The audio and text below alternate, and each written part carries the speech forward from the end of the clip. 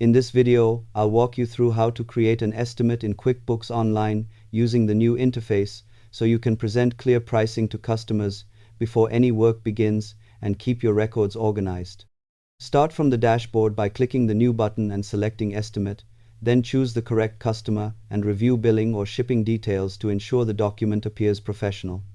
Use the right side panel to show or hide fields like purchase order numbers, memos, or shipping addresses and enable discounts if needed so totals update automatically.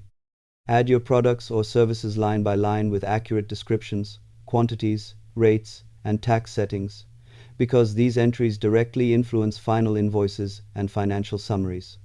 You can also adjust templates, logo, and colors for branding consistency before sending. Always preview the estimate and double-check totals and customer info to reduce revisions later. Subscribe for easy tech tutorials and honest software walkthroughs every week.